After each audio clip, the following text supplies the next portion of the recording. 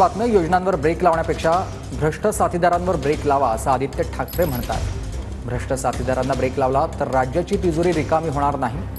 आदित्य ठाकरेंचं हे वक्तव्य आहे तर कुठल्याही योजना बंद होऊ देणार नाही असं उपमुख्यमंत्री एकनाथ शिंदेंनी म्हटलंय।